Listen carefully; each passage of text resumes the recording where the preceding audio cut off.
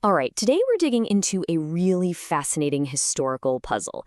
It's a story that seems to connect a prophet from Revolutionary era Virginia all the way to a lost community that's now buried under New York's Central Park. It's a wild story about how easily history can get twisted and what the real story tells us about something much, much bigger. So the whole thing kicks off with this rumor you might hear now and then, that a well-known black prophet from Virginia back in the 1700s actually lived in a place called Seneca Village. You know, the community that was completely torn down to make way for Central Park? But does that even make sense? How could one guy be in two places that are so different and in two completely different time periods? To really get to the bottom of this, we've got to go back in time first. We're heading south to Virginia to meet the man at the very heart of this mystery. Okay, so Christopher McPherson, this is not your average guy. Born around 1763 in Virginia, he grew to be one of the most prominent free black men in Richmond.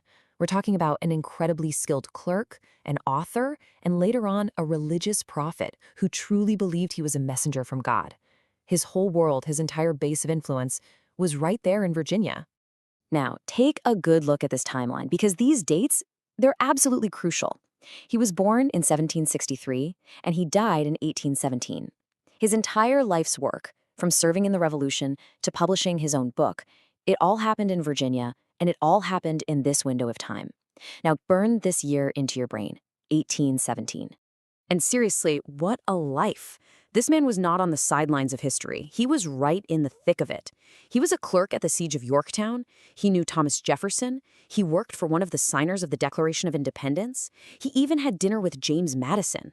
And through it all, he made this powerful argument that the promises of 1776, all that talk of liberty and freedom, had to apply to Black Americans too. Okay, so hold that thought on McPherson.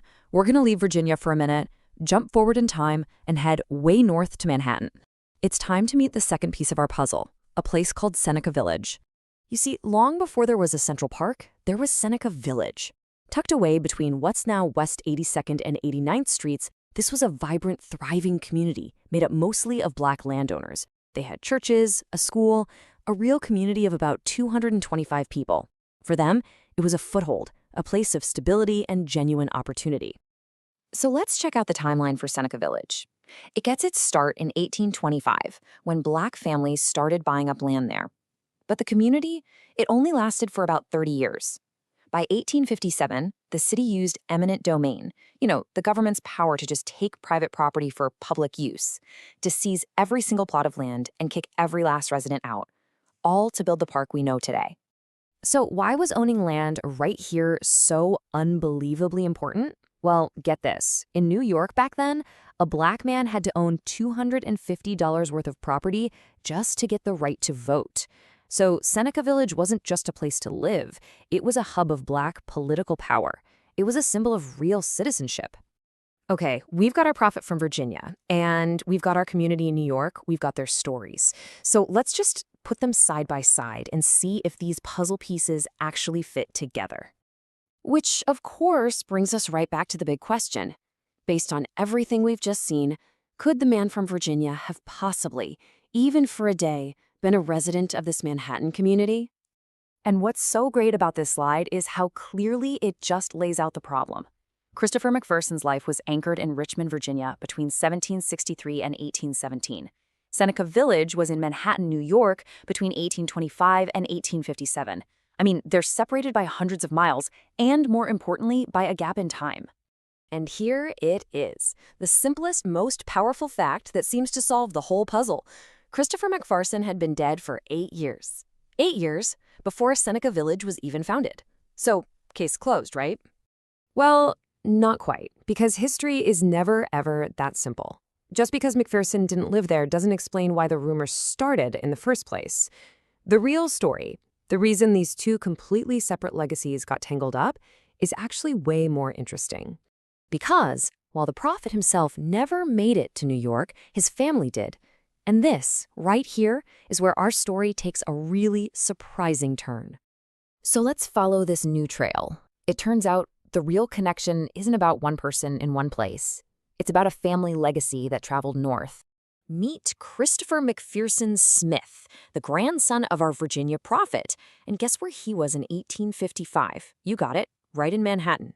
In fact, he was there republishing his grandfather's autobiography at the exact same time the residents of Seneca Village were in court fighting and ultimately losing a battle to keep their homes. So the name Christopher McPherson was present in New York City's story, just one generation later. So we see the really important thing here isn't just busting a myth, it's understanding why that myth even started. Why did the story of a Virginia prophet and the story of a Manhattan village somehow get smushed together into one? Well, the answer is in what they both represent. And this just lays it out perfectly. Both of these are stories about the fundamental, long-running struggle for Black land ownership and citizenship in America. Christopher McPherson was fighting for his rights using the language and ideals of 1776. Decades later, the people of Seneca Village were fighting to keep the very land that gave them the right to vote. They're like two different chapters in the exact same book. So what historians think happened is that over generations, the family stories of Virginia roots and lost land just kind of blended together. You know how that goes. The specific details got fuzzy, but the powerful themes, the struggle, the displacement, the fight for a place in America, those remained, and they merged the grandfather's fight with the tragedy of Seneca Village. So here's the final verdict. The man himself, never there, not for a second. But his name, his story, and his legacy of fighting for Black rights and property, that was absolutely present in New York City, carried by his grandson at the precise historical moment that Seneca Village was being wiped off the map. The connection isn't a person and a place, it's an idea in time. And that kind of leaves us with one last thought, doesn't it? This whole puzzle shows how different stories, different histories, can echo and merge with each other over time, connected by these shared struggles. It really makes you wonder, how many other historical legends and myths are out there just hinting at deeper, unexpected connections that are waiting for someone to entangle them?